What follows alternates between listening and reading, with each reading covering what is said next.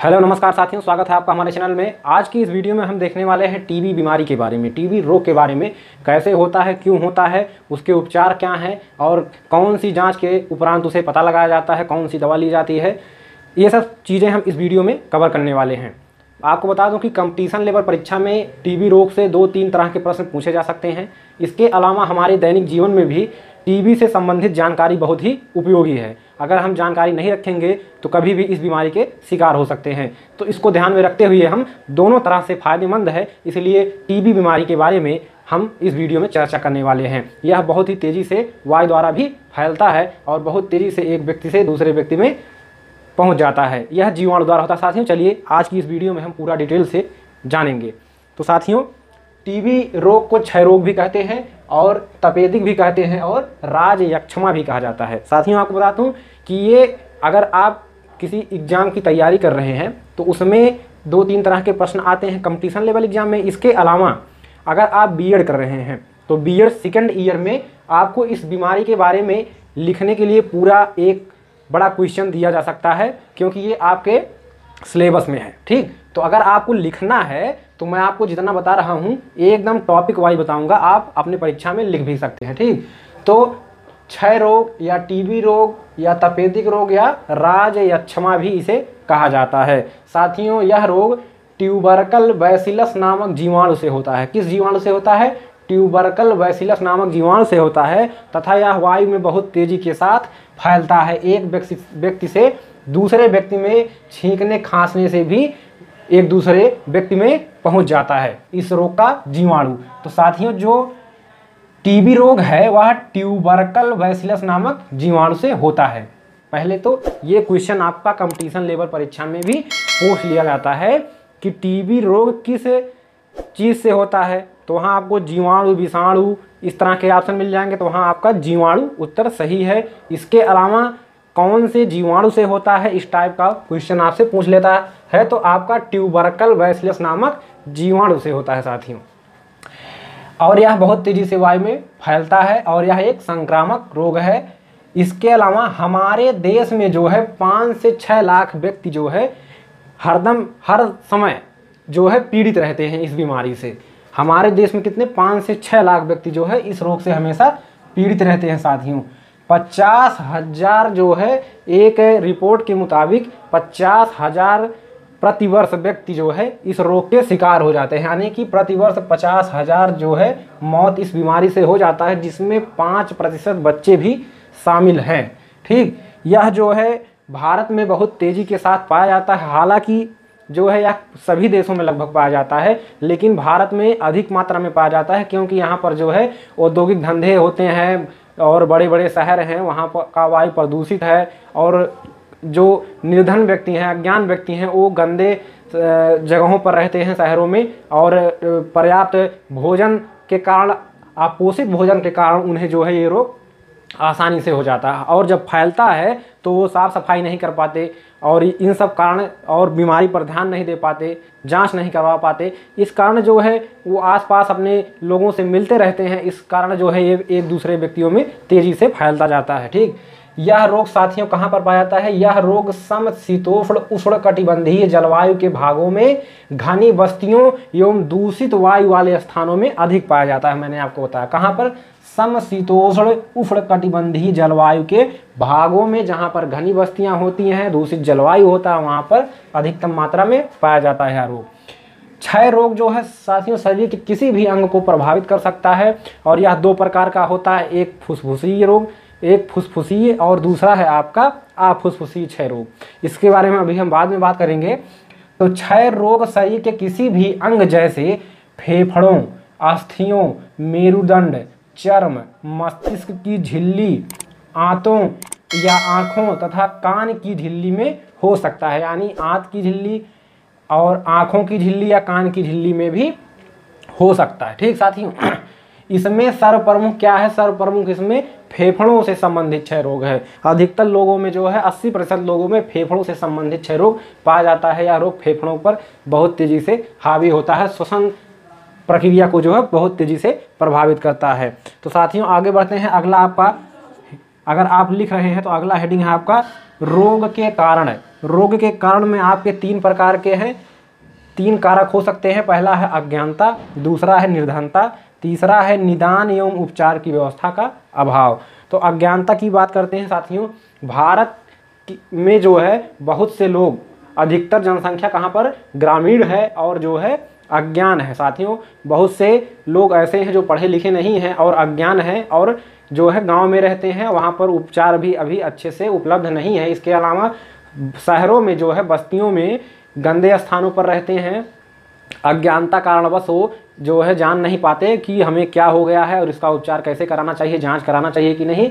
इस कारण जो है ये टीबी रोग जो है अधिकतर फैलता जाता है साथियों। हेलो दोस्तों, आगे बढ़ते हैं रोग के कारण में। दूसरा है निर्धनता। निर्धनता साथियों एक ऐसा कारण है कि जो है यह रोग को अधिकतर बढ़ावा देता है, क्योंकि भारत की जनता जो है अधिकतर गांव में निवास करती है और शहरों में दूषित बस्तियों में निवास करती है। क्योंकि ग्रामीण के लोग शहरों में पैसा कमाने के चक्कर से जाते हैं, वहाँ पर दूषित बस्तियों में रहते हैं, दूषित जल पीते हैं और जो है इस कारण जो है यह रोग उन्हें हो जाता है। और अज्ञानता के कारण या निर्धनता के कारण वो इस रोग का इलाज भी नहीं अच्छे से करा पाते हैं और एक दूसरे से जो है मिलते जुलते रहते हैं, इसलिए ये रोग बहुत तेज़ी से फैलता है।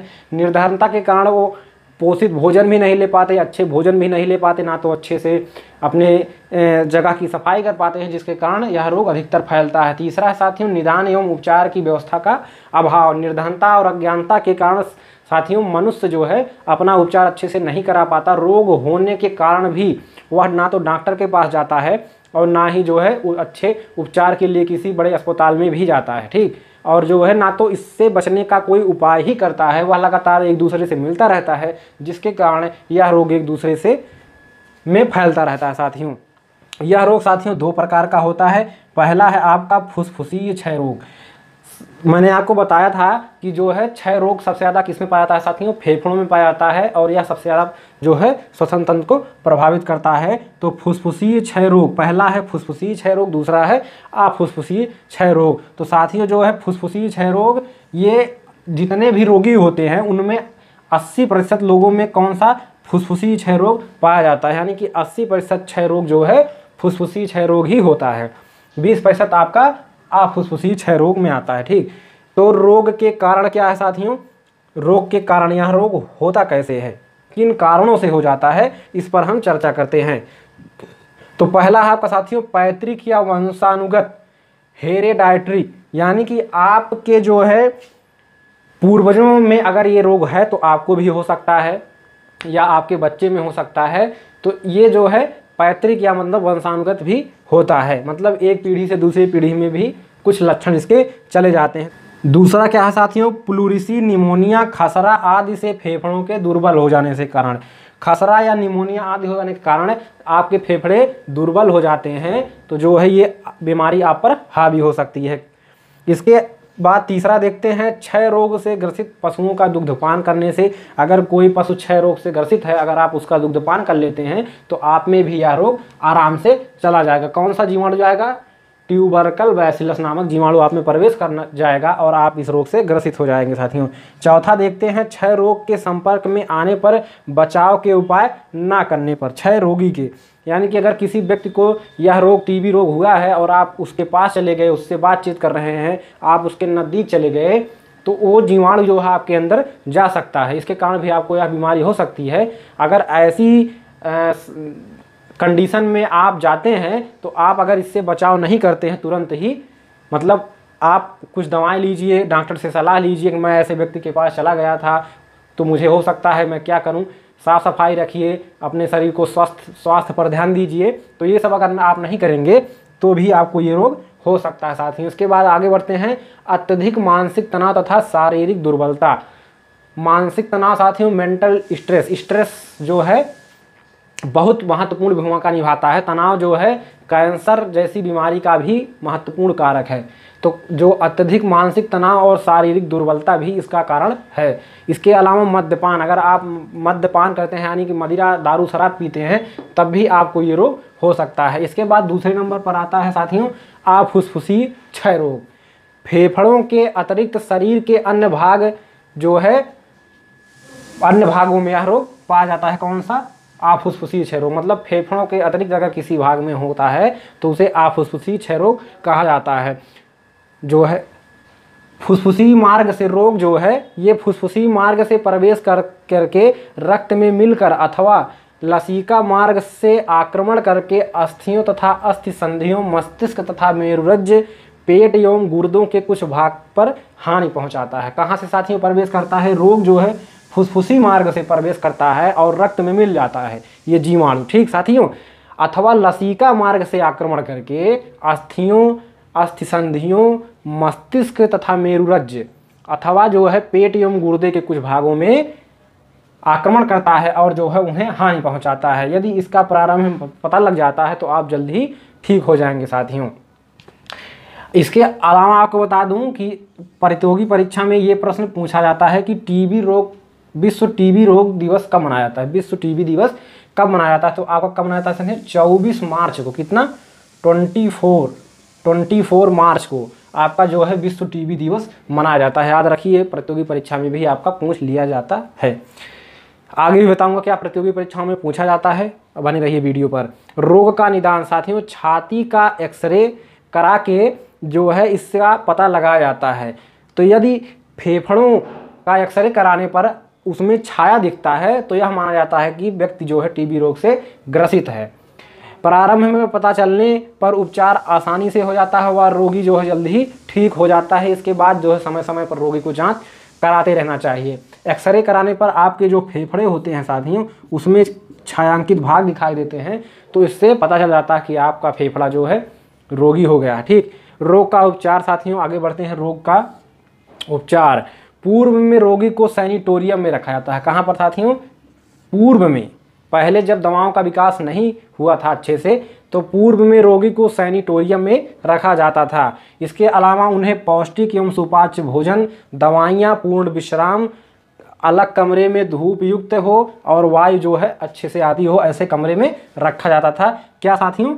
पौष्टिक भोजन हो, उनका आहार जो हो पौष्टिक होना चाहिए, यानी कि सभी प्रकार के पोषण युक्त तत्व उसमें उपस्थित होना चाहिए। भोजन सुपाच्य होना चाहिए, यानी कि आसानी से पच जाना चाहिए और समय समय पर जो है नियमित दवाइयाँ लेते रहना चाहिए। किसी अच्छे डॉक्टर से सलाह लेना चाहिए और वो दवाइयाँ लेने के बाद जो है उसका लगातार सेवन करते रहना चाहिए। रोगी को चाहिए कि वह पूर्ण रूप से विश्राम करे, कोई भी मेहनत का कार्य ना करे, नहीं तो उसको दिक्कत हो सकती है। और अपना एक अलग कमरा बना ले और उसी कमरे में अपना रहे। वो कमरा क्या साथी, उसमें धूप भी आनी चाहिए और वायु जो है लगातार फ्रेश और वायुमंडल से उसमें वायु प्रवेश करते रहने चाहिए। ठीक, तो जिससे वो धूप भी ले सके। ठीक, इसके बाद देखते हैं साथियों, कुशल डॉक्टर से जो है सलाह लेकर उससे दवाइयाँ लेकर, और जब तक डॉक्टर मना ना करे तब तक दवाइयों का उपयोग छोड़ना नहीं है साथियों।